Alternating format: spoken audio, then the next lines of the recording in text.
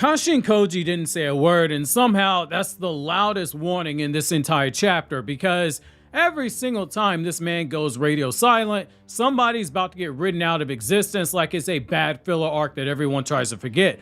That calm, I'm just observing energy, yeah, that's not peace, that's acceptance. And if Kashin Koji has already accepted what's coming next, then congratulations, we might already be in the timeline where winning might mean losing a lot. So join me in today's newest Naruto Explain video where your OBC, your original Boruto chief, takes a look at what I believe are the 3 people most likely to die if Kashin Koji has seen a bad scenario. And we're going to look at the narrative impacts for each of them, and one of these is extremely dark, darker than all the rest.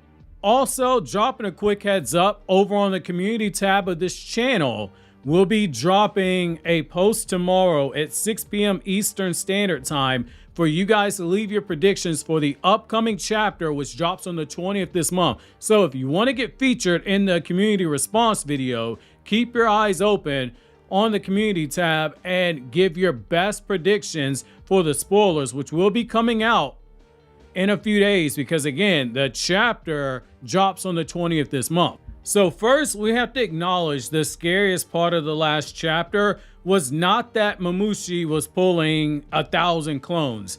It was Kashin Koji going dark. Koji's silence is not random. It is a red flag. It is potentially the biggest of red flags. Koji going quiet is not anything new in the story. This sussy baka is always up to no good, or at least it seems like it. You expect nothing less of a guy who was basically raised by Amato, the most sussy baka of the most sussy bakas ever.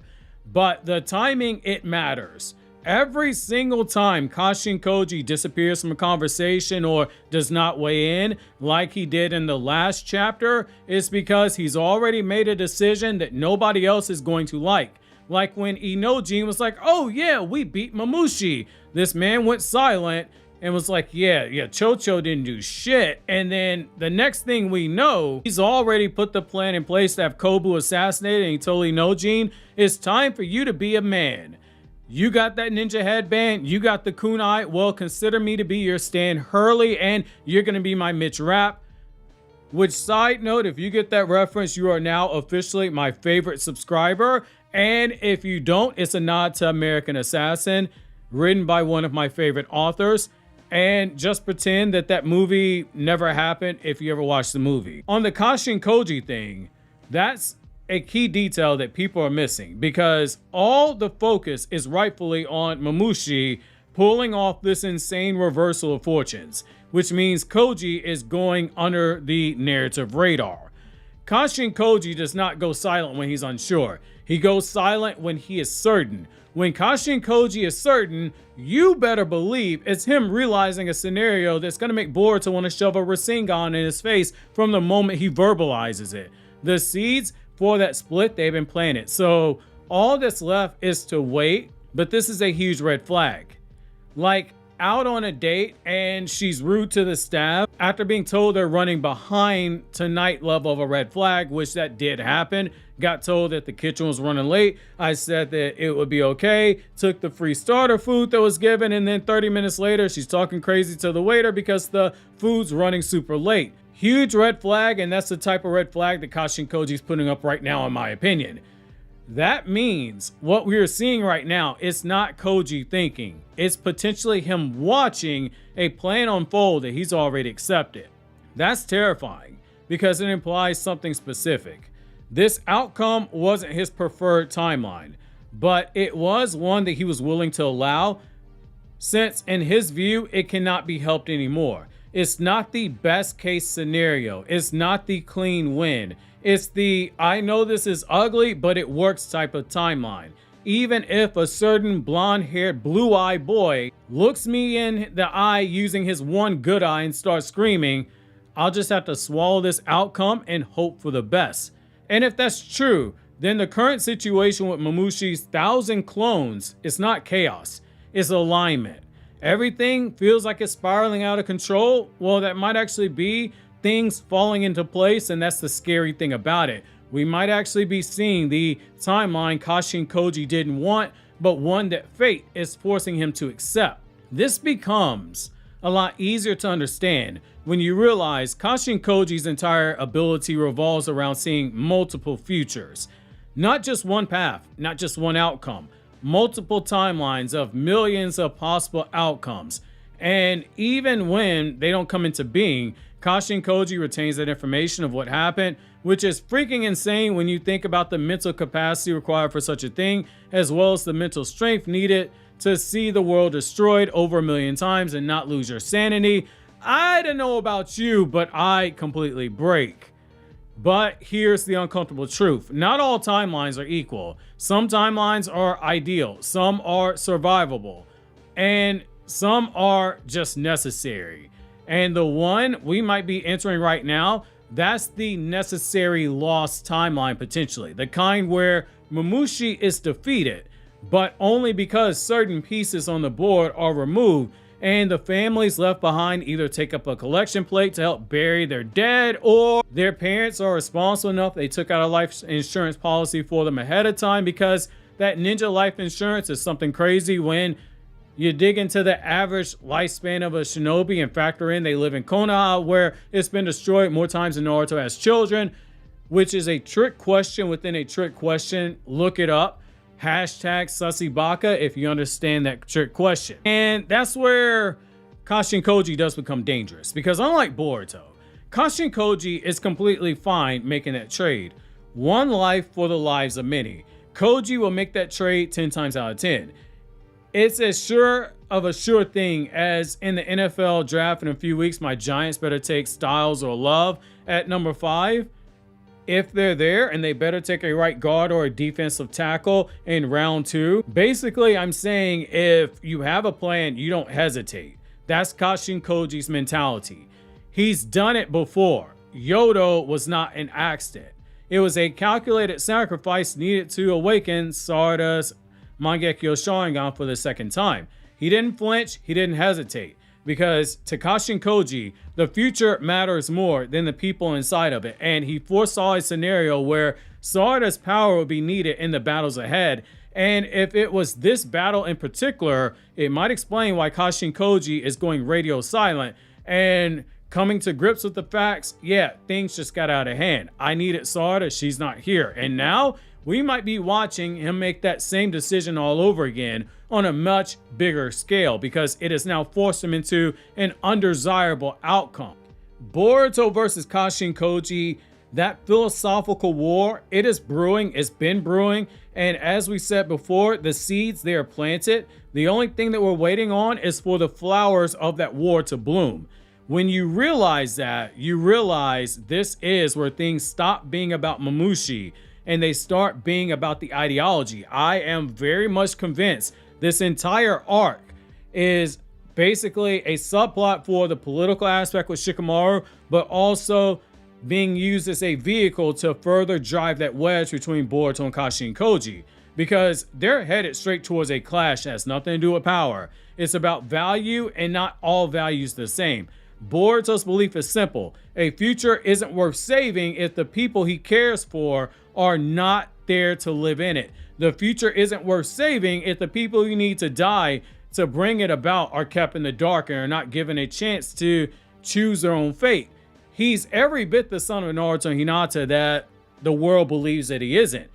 Kashin Koji's belief, a future that survives is all that matters. And if that means sacrificing a few people to save the world, then that's a price he's already decided is acceptable. Kashin Koji has budgeted for it and is willing to live with the consequences. So what? There are a few tears that are shed along the way. So what if Chocho's potato chips don't get eaten? So what if a few more pop-up books are never delivered to Hinata so she can read Naruto a bedtime story that he's capable of understanding, since those don't have big words, just big pictures that pop out with funny faces. Sorry, Naruto Uzumaki fans, had to do it. Hadn't joked about my boy in a very long time. This isn't fiction only logic either, and by that I mean Kashin Koji's consequentialist mentality.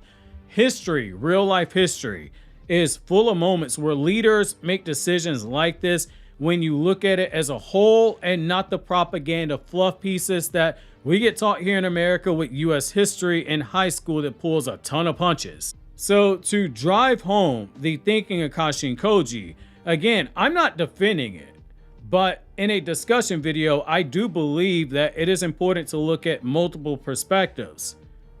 So let's use a real world parallel, a real world example where a necessary sacrifice in war was called upon, and there are a couple of famous ones we can use. The first one was D-Day. Over 4,000 Allied troops died in a single day. That wasn't a failure. That was the cost of opening a path to Nazi-occupied Europe during a pivotal stretch in the war. Commanders knew that the casualties would be brutal. They knew they were sending a massive chunk of those men out there to die. They planned for the casualties and said, if everything goes well, then this is the number of soldiers we can expect to lose. And if it goes badly, everyone's wiped out. There was no in between. You know what they did? They launched the operation anyway, because the alternative was worse. Or we can look at the Battle of Stalingrad in 1942. Hundreds of thousands of soldiers, let me repeat that, hundreds of thousands of soldiers lost their lives just from the Axis forces. This being the Germans, the Romanian, the Italian, and the Hungarian forces. The number is between 800,000 to 900,000 dead, and the total deaths are well over 2 million. It was a battle that the Alliance knew was going to be needed to rewrite history, and due to the intense urban combat, it was brutal. It was close quarters action. It was bloody, to a point even innocent people who weren't fighting, they got massacred. Entire cities destroyed, again, including women and children. The brutal freezing temperatures, they took lives, as did the starvation, as did the withholding of medical supplies. But that sacrifice, it broke the momentum of Nazi Germany, and it shifted the entire war because it directly shattered the belief that the German army, it was invincible, that their Axis was invincible, that their victory was inevitable. So here's the uncomfortable question that has to be asked. Were those decisions justified? The pros is that it shortened the war, prevented an even greater loss of life long term, secured victory against a much larger threat. But the cons, they were immediate massive loss of life, soldiers treated as expendable resources. In some cases, innocent civilians were intentionally used to gain leverage in battles, with there being countless deaths. Then you have the moral burden that carried on forever, and it's one of the more controversial moments in the war because there were a lot of lines that were crossed in that roughly 7-month-long battle. That's the exact dilemma that Kashin Koji represents. He's the general willing to make that call. He's the general willing to say it sucks that good people have to die, but the mission comes first. Boruto, he's the one standing there saying there has to be a better way.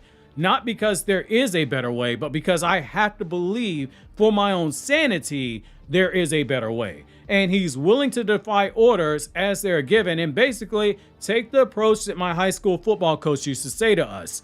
If you're gonna screw up, then make sure you make the highlight reel, and not in a bad way either. It's basically saying if you're gonna go off script, give it 100% and it better count.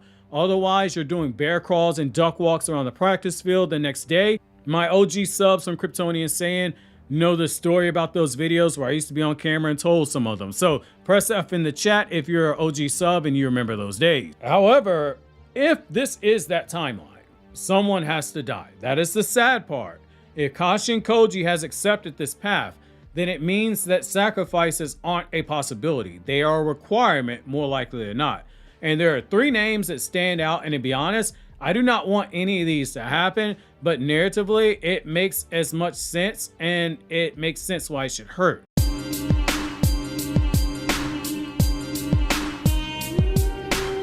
Let me restate this. As much as I hate this, and I will fly to Japan if this happens to protest, Ada is the most logical boss. And that's exactly why she's in danger, because strategically, she's the biggest asset on the board, and she's also the target of a villain who just turned the tables on our heroes. So it's a conversation that we have to absolutely have. So much as, again, it hurts me to say it, the Senrigan gives real-time global surveillance. She's the reason Kashin Koji can plan with precision. What good is it to see millions of outcomes, but you don't know what moves are happening in real time so that you can adjust to make sure that there's a happy ending? No Robert Kraft. But here's the twist. That same value makes her the perfect sacrifice because it jumpstarts the potential conflict and it makes it something super uncertain. If Mamushi has reached 1,000 clones, then brute force might be the only solution left. And Damon doesn't need a strategy. He needs a reason to go all out. And losing Ada could be that trigger. The emotional detonation it pushes him to unleashing full power for the first time in his life. But the cost, losing Ada, means losing vision. No more monitoring Jura. No more real-time intel. From that point onward, every move becomes a gamble. And for Kashin Koji, that is a problem. Koji would be trading certainty for destruction. And if he's willing to take that trade, then things are far worse than they look. It also raises the bar for conflict with Boruto and Kashin Koji. It will make both of them double down. Boruto doubling down on his beliefs and Kashin Koji potentially tripling down because without Ada to verify his intel, there would be zero margin for error in any scenario, and it might lead to the scariest version of Kashin Koji, but this next one might lead us to an equally scary version of Boruto.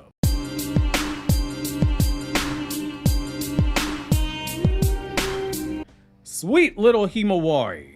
The one who smiles every time you hit the like button, subscribe if you're part of that 58% of viewers each month who are unsubscribed, and share the videos if you enjoyed them. Yes, that Himawari is where we gotta go.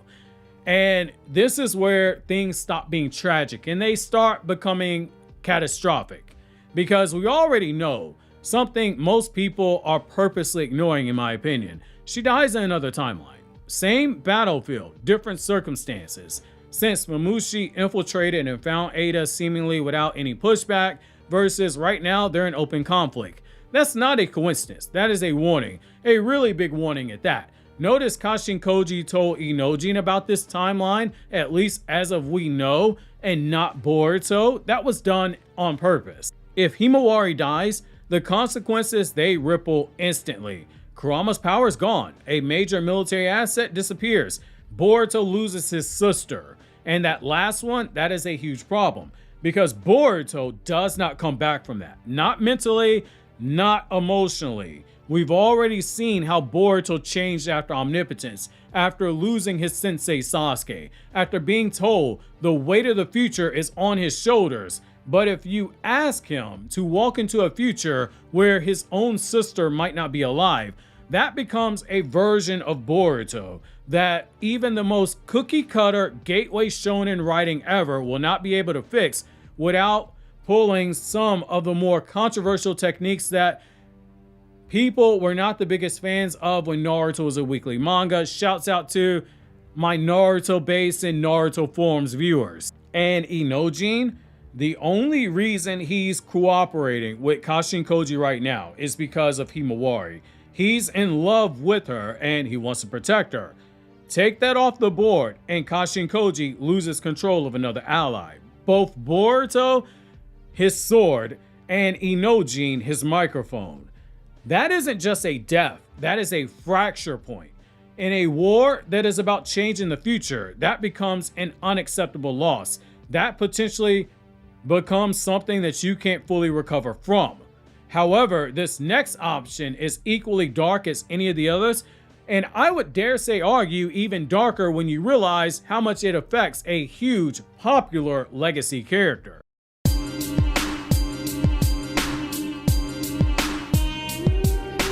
With Shikadai, don't think that the Ninja Grim Reaper isn't hovering over this guy right now. He's the one that people might overlook, which makes him even more dangerous. Because Shikadai has already told us exactly who he is. He's not here for Boruto. He's not here for glory. He's here to protect Himawari and Chocho. Which means if things go bad, he's the first one to step in. The first one to make the trade, my life for yours. If Shikadai dies, that's not just a loss on the battlefield. That's a direct hit to Shikamaru. He was directly told that Shikadai's only helping Boruto because he does not want Chocho or Himawari to die. That is a loss for Shikamaru the father, Shikamaru the Hokage, Shikamaru the strategist, Shikamaru the man who is already under investigation by Kobu. I want you to imagine that Shikamaru loses his position and he loses his son in the same sequence of events. That's not just tragedy. That is a collapse, especially when you realize how hard things have been for Shikamaru every time he's been called into a leadership role, being thrust into the role of a number one when he's someone who is the embodiment of being best number two that there is, but never being the go-to guy. He's better off being your favorite mid-carder. His first mission as a Chunin in the manga almost got the Sasuke retrieval team killed. When Asuma gave him control of the strategy to take down Hidan and Kakuzu, it resulted in Asuma dying. When his father had to pass on the mantle of strategist for Konoha to him, it happened when his father was being blown to bits in so many different pieces they couldn't even bury the guy. They just stuck an empty casket into the ground. Joking, but you get the point. His rise to Hokage, that too was cloaked in tragedy because it came when he was under the belief that Naruto, the very person who Shikamaru aspired to serve, he believed that Naruto was dead. Now imagine losing his son so soon after he almost lost his brother-in-law Gaara. That's a game changer because at that point Shikamaru isn't working with Kashin Koji anymore. Instead, he's going to be coming for him.